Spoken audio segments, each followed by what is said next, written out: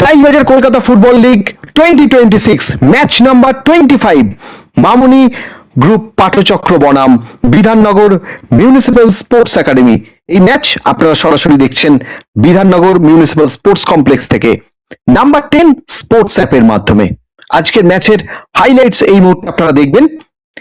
দুই দল এই মুহূর্তে মাঠের মধ্যে প্রবেশ করছে। পার্পল জার্সি পরিহিত মামুনি গ্রুপ পাঠচক্র এবং সাদা লাল জার্সি পরিহিত বিধাননগর পাঠচক্রের কাছে আজকের ম্যাচটা অত্যন্ত গুরুত্বপূর্ণ। শেষ দুটি ম্যাচে তারা কিন্তু 8 গোল কনসিভ করেছে। আজকে তাদের কিন্তু পয়েন্ট চাই। পক্ষান্তরে বিধাননগর মিউনিসিপ্যাল স্পোর্টস একাডেমি তারা কিন্তু প্রিমিয়ারে এবারে প্রথম এসেছে। তাদের প্রথম ম্যাচ অত্যন্ত বাজে একটা ম্যাচ খেলেছিল, তারা 4 গোল কনসিভ করেছিল। দ্বিতীয় ম্যাচে কিন্তু তাদেরকে জিততে হবে। আক্রমণ প্রতি আক্রমণে খেলাটা জমে উঠবে। প্রথমে আক্রমণ বিধাননগরের, বাদিক থেকে আক্রমণে ওঠার চেষ্টায় কিন্তু প্রতিহত ওখানে দূর থেকে সাই প্রকাশ শট নেবার চেষ্টা করেছিল, বল মাঠের বাইরে, লক্ষ্য বা নিশানা কিছুই ঠিক ছিল না। ওখানে সেই সোহেল বাদিক থেকে আক্রমণে ওঠার চেষ্টায় ছিল, টপার মিতেই।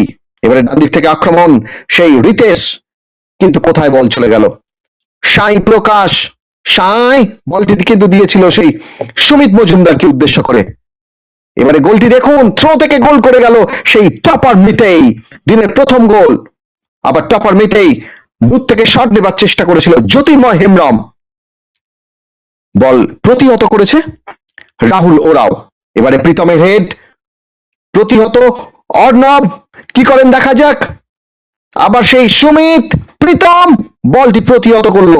এক্ষেত্রে কিন্তু গোকুল কৃষ্ণা 1:1 সিচুয়েশনে বল পেয়ে গেছিল সুমিত মজুমদার। সুমিতের রিসিভটা যদি দুর্দান্ত হতো, যে দেখুন বলটি কিভাবে বাড়িয়েছিল সুমিত, কিন্তু বাঁ পায়ে যেটি রিসিভ করলো সেই রিসিভটা টাচটা কিন্তু একটু হেভি হয়ে গেল, যে কারণে ইকুয়ালাইজার থেকে বঞ্চিত করলো তার দলকে। দারুণ ভাবে সুযোগ পেয়ে গেছিল এই সুমিত। বলটি যিনি বাড়িয়েছিলেন প্রশংসার দাবি রাখে। আবার আক্রমণে পাঠচক্র মাইনাস, কিন্তু এক্ষেত্রে প্রশংসা করতে হয় গোলরক্ষকে, কুশল দূর থেকে শট আসবে কিন্তু অত্যন্ত দুর্বল শট। এবারে আক্রমণে যাবার চেষ্টায় এবারে কিন্তু ফাউল করে ফেলেছে সৌভিক অধিকারীকে। ডান দিক থেকে আক্রমণে বরুণ মুর্মু মাইনাস, কিন্তু না, সেই গোকুল কৃষ্ণা। আজকে অনবদ্য ফুটবল খেলেছে এই গোকুল কৃষ্ণা।